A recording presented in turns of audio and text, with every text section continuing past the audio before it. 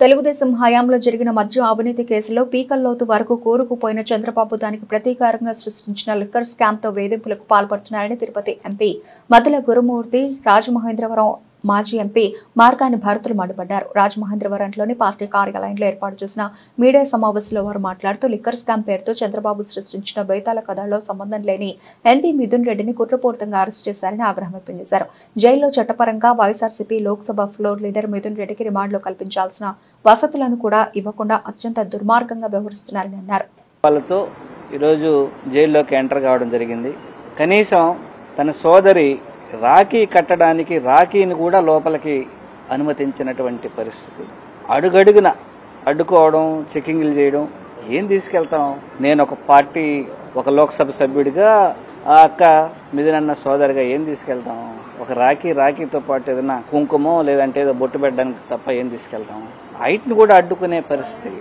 వీటన్నిటినీ అడ్డుకొని పైచాచిక ఆనందం పొందే విధంగా అక్కడ వాళ్ళు వ్యవహరించినటువంటి తీరు ఉన్నది. దీన్ని ఖండిస్తా ఉన్నాం. లోపల తనకు కూడా కనీస సౌకర్యాలు కూడా మామూలుగా అతను సెంట్రల్ సెక్యూరిటీ కేటగిరీలో ఉన్నటువంటి ఎంపీ గారు. సో ప్రాపర్ ఫెసిలిటీస్ కూడా అడుగడుగున అడ్డుకోవడం, ఈవెన్ భోజనానికి కూడా ఒకసారి అనుమతించడం, ఇంటి భోజనాన్ని కోర్టు ఆదేశాలు ఉన్నా కూడా ఇలాంటివి రకరకాలైనటువంటి హరాస్ చేస్తూ పైచాచిక ఆనందాన్ని పొందుతున్నారు. కానీ ఇది తప్పు, కరెక్ట్ కాదు.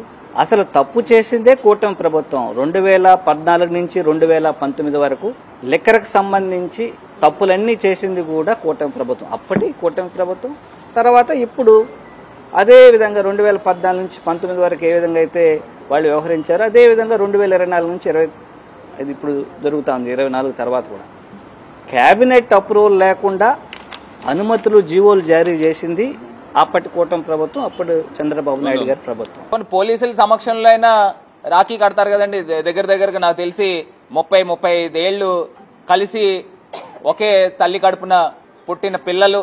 మరి వాళ్ళు రాఖీ పండగ రోజున రాఖీ కూడా జరుపుకోనివ్వకోకుండా ఏముందండి, ఇప్పుడు రాఖీ కడతారు. పోలీసుల సమక్షంలోనే రాఖీ కట్టి ఒక తిలకం పెడితే ఈ బంధాన్ని మనం ఎంత గౌరవించిన వాళ్ళు అవుతామండి. హిందూ సాంప్రదాయాన్ని తప్పే ఉందండి, నాకు అర్థం కాల. కనీసం రాఖీ కూడా ఎలో చేయలేని పరిస్థితుల్లో ఇవాళ ఈ కూటమి ప్రభుత్వం అని కూడా కాదు, తెలుగుదేశం ప్రభుత్వం. ఎందుకంటే ఈ కూటమిలో మిగతా వాళ్ళకి ఎవరికి కూడా పెద్ద వాయిస్ లేదు, వాళ్ళు ఉన్నా లేనట్టే కింద పరిగణిస్తా ఉన్నాం. ఇది కాకుండా లిక్కర్ పాలసీ గురించి వీళ్ళు చెప్తా ఉన్నారు. అసలు కనీసము నీతులు చెప్పడానికైనా కనీసం సిగ్గుండాలి కదండి. ఇవాళ ఆంధ్రప్రదేశ్ రాష్ట్రంలో మద్యం షాపులు రోడ్లపైన తాగేస్తున్నారు డైరెక్ట్ గా. అక్కడ మద్యం షాపు బయట నుంచుని గ్లాసులు అక్కడే పెట్టేస్తున్నారు. డైరెక్ట్ గా ఎత్తేసి అక్కడే గ్లాసులు పెడతా ఉన్నారు. డైరెక్ట్ నడి రోడ్డు పైన వ్యవహారం జరుగుతా ఉంది. పర్మిట్ రూమ్లు, ప్రతి బ్రాందీ షాప్ కి పర్మిట్ రూమే. డైరెక్ట్ గా ఓపెన్ గా అక్కడ లోపల కూర్చోబెట్టి యథేచ్ఛగా తాగిస్తా ఉన్నారు. వీధికి ఒక బెల్ట్ షాప్ నిర్వహిస్తా ఉన్నారు రాష్ట్ర వ్యాప్తంగా. ఇది ఓపెన్ గా జరుగుతా ఉంది.